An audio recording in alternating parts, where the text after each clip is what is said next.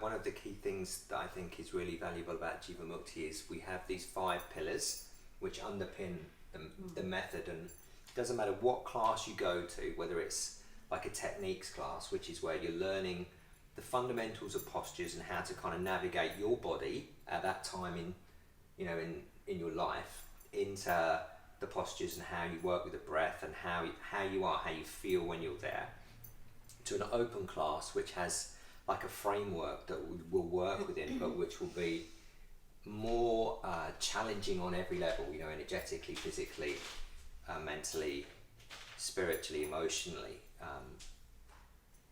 And these pillars are really important because these pillars are fundamentally, they're taken from classic yoga teachings. We call them the 5 tenets of Jivamukti yoga. Yeah, not tenets. No, not tenets. They're not like tenets. Yeah.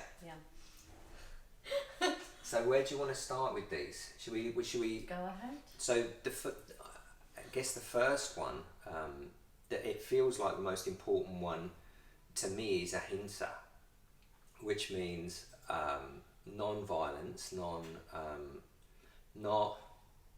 harming, and that could be not harming ourselves with the way that we think and talk to ourselves, that's a big part of our own psychology, isn't it? How we are with ourselves, but also that's reflected in how we are in the world, and thoughts, words, and actions to others. And the idea is that with these practices, if we're more conscious with what we're doing, with our thoughts and our words and our actions, then we'll be really practicing a level of conscientiousness with this stuff that we won't be wanting to harm others. We'll certainly be looking to do our best. And in that process, that sense of otherness will start to dissipate, will start to dissolve a lot more. There's the way we interpret the sutra, which is slightly different to other translations of it, which is ahimsa pratishtayam tatsanidau vairatyaga. So when we stop harming others, then we cease to receive harm at their hands. So it's not just about us not harming others, but it's a cyclical thing that we realise that if we are harming the environment, then we're going to be stuffed ourselves as a species. We'll get harmed. So we try to make everything interconnect and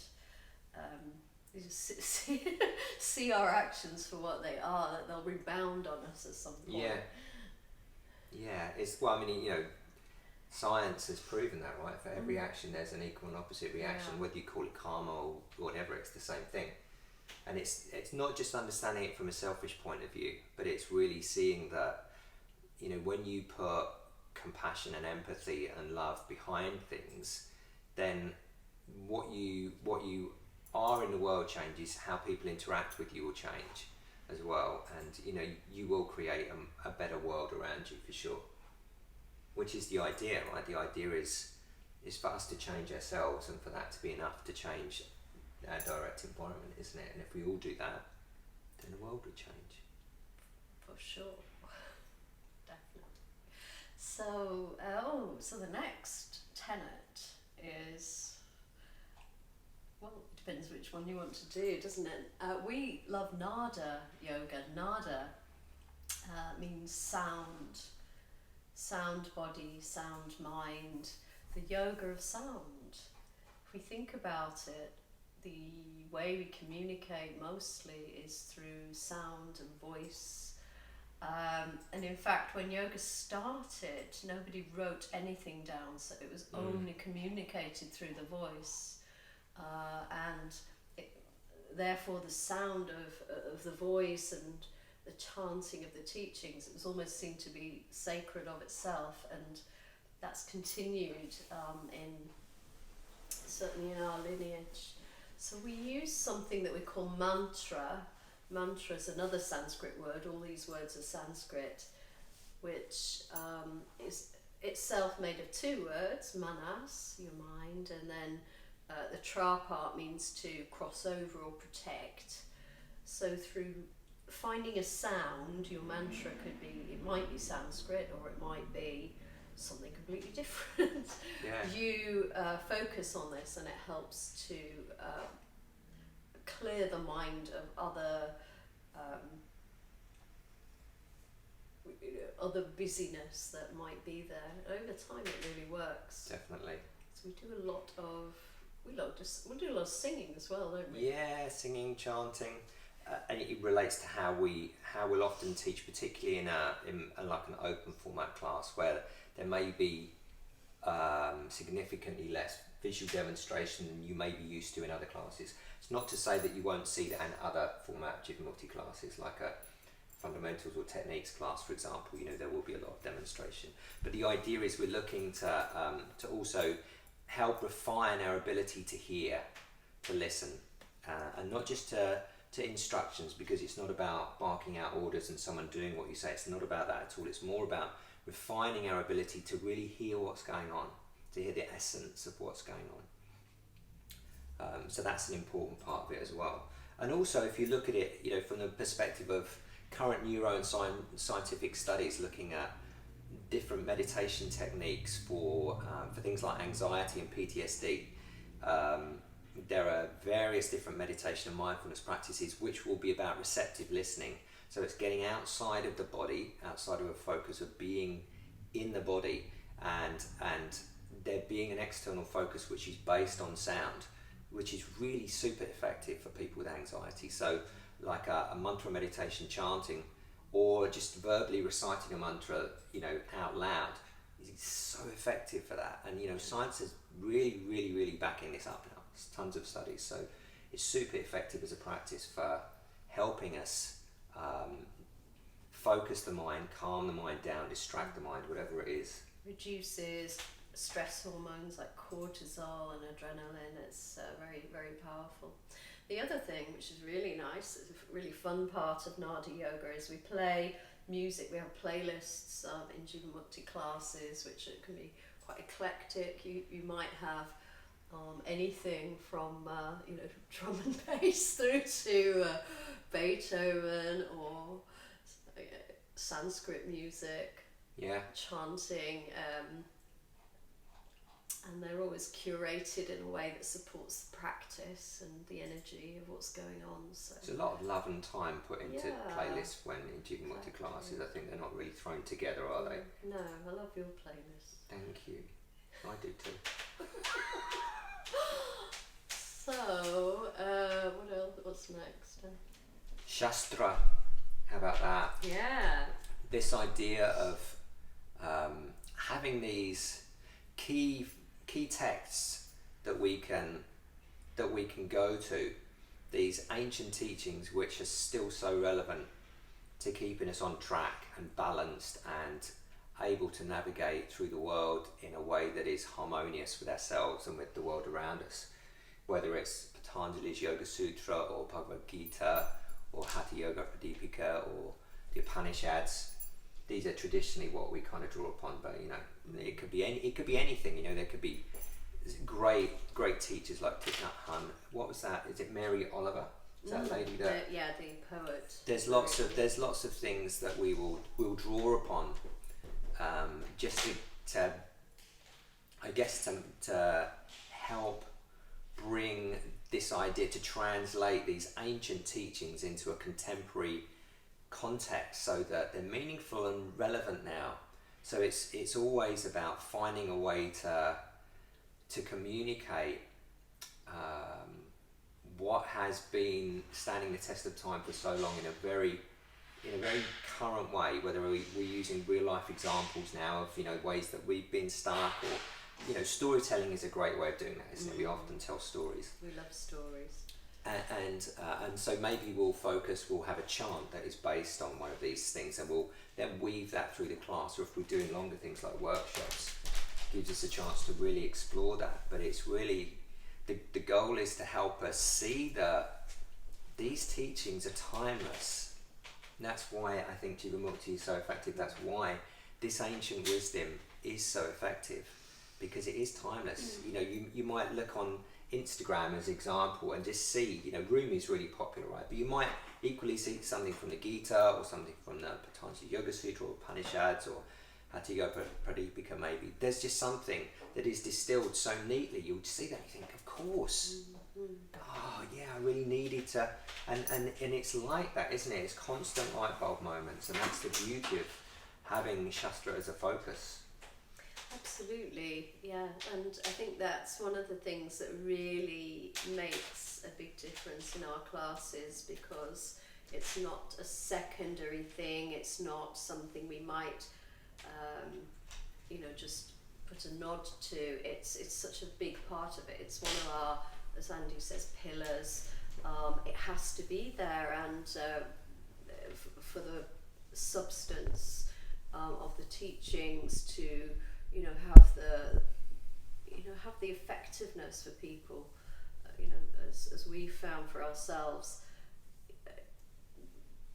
these teachings which are so powerful, have to be there, and you'll find it very interesting to hear these, because they don't feel ancient, they feel very, very relevant to your own life and mind and body, which is, I think, why it's so appealing. Yeah, they're non-dogmatic, aren't they? It's not like we'll kind of read something and say, this is how it has to be. It's just generally the way these kind of things are communicated is in almost a conversational way a lot of the time, and it is about.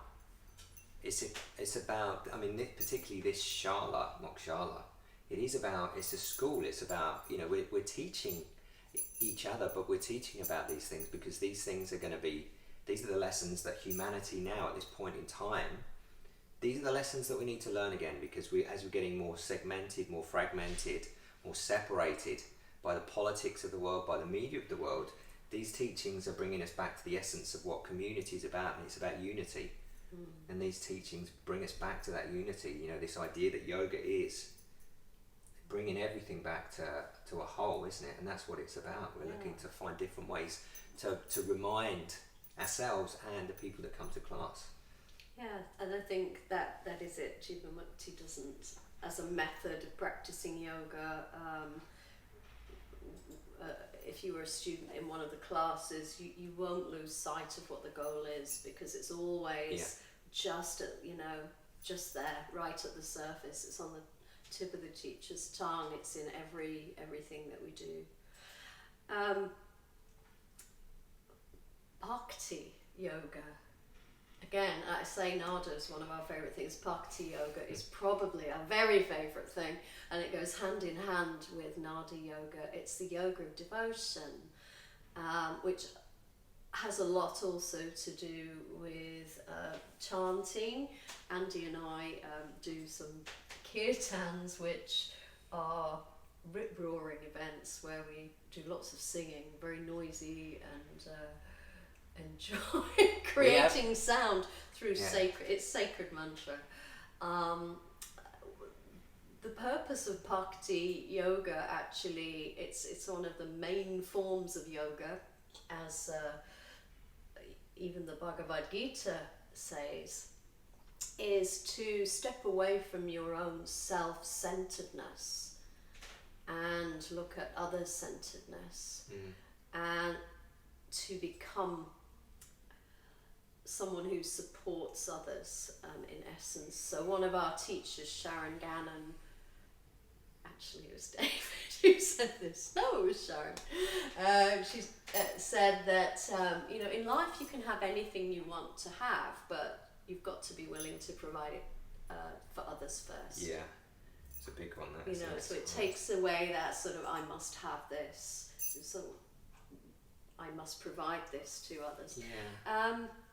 And Bhakti, so for example, how would we do it in a class? Well, at the beginning of the class, Andy and I would ask everyone in the class to think of a person or a cause or a being. It doesn't have to be a human being. Yeah. We're very pro non-human beings, to whom you want to devote the practice. And it takes away immediately, if you've had a hard day at work, any sense of your own feeling sorry for yourself and you know, you're putting your energies to someone else or something else, and that actually is what bhakti is about. That's a great teaching in itself, though, isn't it? You know, when so many different schools of philosophy, whether it's like Eastern philosophy, yoga, or Buddhism, or that's such an important teaching. And even all of these great motivational speakers that you'll find on social media now, you know, they say, you know, if you're really depressed, the best thing you can do is just do something selflessly for somebody else, help somebody else, and it just immediately flicks a switch. You tap into this essence which is wholly loving, wholly compassionate, where you're really stepping into that other being's life, and you're not only just saying, oh, you know, I see you're suffering, I'm sorry. He's saying, I see you're suffering, I want to help you out, and I'm coming in. And you get down into the hole, or if it's an animal, you just physically make it, you know, you'll stop the traffic, you'll take the animal from the middle of the road, whatever it is that you need to do, you'll physically do that. And in the act of doing that, you step outside of the small self into the greater self. You connect back to the essence of yoga, which is Satchidananda, isn't it? Truth, consciousness, and bliss. And you know, the bliss is the love. It's whenever we feel loving, we feel blissful, don't we? So it's coming from a place of love. And what I think the greatest thing about this bhakti practice that we have in Jivamukti is when you tie it in with ahimsa, then you have this overarching container within the classroom where the teacher is saying, this is a place where love is encouraged. This is a place where I will be talking about love, and it's, you know, boundless love. And that might work for you at the beginning, it might not work for you. It freaked me out at the beginning because I was like, what on earth is this stuff? But that's okay, right? It's okay, whatever the experience is. But the idea is that actually this is everyone's superpower, because when we're in a place of love, we're not separate. We're seeing the divine in others, and that divine might just be, we're just seeing that person is capable of love, and that they are loved, and that they inspire love in the people that are around them. That might be where it starts. But when we come from that place more often, it changes your vibration. It makes you feel happier. And being happy is like a way of getting closer to something greater, something more kind of. What would you say? Definitely. I think, well, there's something very empowering about being able to let go of you know, the more selfish parts of yourself, and actually those selfish parts, we don't realise, even include things like low self-esteem and shyness, because we're clinging to something that isn't actually us. And therefore, to begin to lift away from those and not attach to those smaller aspects of ourselves, and to be devoted to other things, it lifts us away from it, and we begin to realise that actually, rather than being a pre-written story as our life that you have to be and you have to be stuck in, that you are in essence an instrument and a clear energy through which anything is possible if you really allow it to happen. Sounds like freedom to me. It sounds like freedom to me. That's so beautiful. The idea that these practices alone, approaching the way that we think about ourselves and the world around us alone, changing that can change your life. And it works. This stuff works. Because let's face it, we've tried the other stuff for most of our lives, and that's why most of us have felt stuck, right? Until we found something. And so when you feel stuck, maybe do something nice for someone else.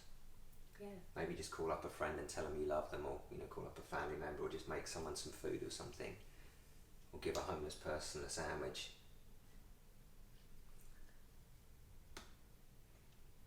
Dhyana. How many have we done? Have we done all 5?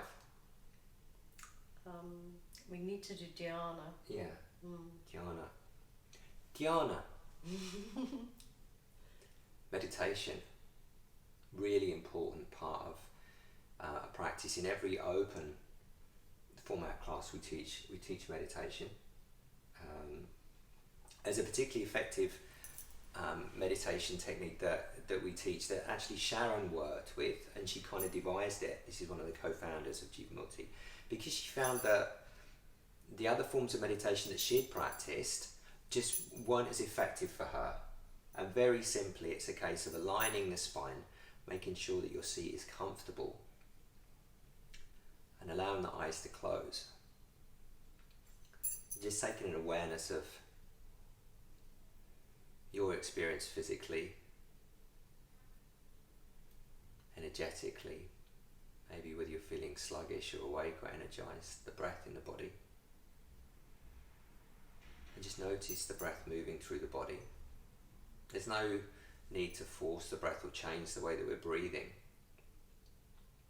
And it's so simple. As the breath comes in, you just silently say to yourself, let. And as the breath goes out, you silently say, go. And you just notice the inhalation and the exhalation, and you focus on the mantra and you focus on the breath. So you're giving your mind an anchor, you're giving your attention an anchor, and it's like you're giving yourself permission to park all of the busyness and sit it down next to you. You can let go of that just for this practice, and you can pick it up at the end if you want to do that. But the idea is that you just, for a short period of time, you can just let go of that and just notice what arises without any kind of attachment, because again, you're letting go. As the breath comes in, you say to yourself, let. And as the breath goes out, you say, go. So that's one of the things that we teach in our open classes. You know, in other classes, there's kind of other different kinds of meditation techniques that we could teach as well. What other meditation techniques can we teach sometimes in different Jiva classes or workshops and things? Well, there's a special class that we teach which is called the chakra tuning or balancing class, and we often teach that as an entire class meditation. So we use sound during that, the seed mantra for the for each chakra, which energy centers, and we get a lot of good feedback. That's a powerful way to practice as well. But you'll find often that the whole practice is quite meditative, isn't it? Because you are we use something, you know, called vinyasa, which means to place in a special way if you're in an open class. So you're using breath and a very focused intention that you'll create at the start of the class. And also something I use an awful lot in classes, and I don't hear this in so many other practices. I know in Ashtanga they use this. Drishti is a huge thing. So it's where, you know, the art of gazing and drawing in energy through the eye rather than just giving your energy away. It starts to activate the brain. So that is a meditative part. So we tend to, I would say a lot of it's quite meditative what we do. But and what Jac's talking about there is these different techniques for anchoring the attention and the focus, which is, and that's so beautifully explained. And that's the subtlety of the practice. You know, the different ways that excuse me. So that's the subtlety of the practice, isn't it? The different ways that the teacher might guide you through the practice. So there will always inevitably be a focus on the breath. Certainly for, you know, not in a regimented way, but in a very rhythmic, organised manner for at least the first half of the class, so that the students are really like in sync with focusing on the breath, the sound, the sensation, what they're doing, how they're placing their body, the intention, absolutely where they're looking, where they're focusing their energy. So the whole class being a moving meditation, fabulous. Which sets us up then, you know, if you're meditating after Shavasana, fantastic. But also the chanting that we do as well, mantra meditation. Mantra meditation. Yeah, and we chant in every open class, don't we? So, you know, that's a great opportunity. Like our teacher, Emma, called Sanskrit gymnastics for the tongue, and it is like a workout for the tongue. So you're learning, you're reprogramming neural pathways, you're lighting up the brain, but also you're focusing on something different. It's so lots of different meditation practices during a class. That's got to be a reason to come, surely, right? There are many reasons for you to come to these classes, and yoga's not. This stuff isn't a quick fix. It took. Jac and I started practicing with the same teacher broadly around the same time. That's how we met, wasn't it? And for me, Jivamukti, I didn't like adopt to it immediately. I kept on going back. I'm not quite sure why I kept on going back, because I was challenged by just about every aspect of it: the chanting, the ethical kind of dharma talks, the spiritual stuff, the fact the practice was really hard. All of that stuff I found very, very difficult to get my head around. It wasn't like I just turned up and I felt at home straight away, but over time it changed me, and it probably 3 or 6 months it took of going weekly, and it wasn't because I felt like I had something to prove. It just felt like there was enough. I knew that there was something that I was learning that would be helpful, and I wasn't quite sure what it was.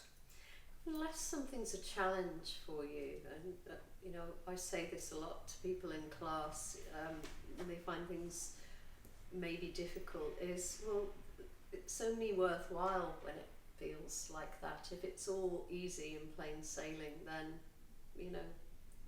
we've lost it. We've lost the curiosity. We've lost the journey. We've lost the juice of it.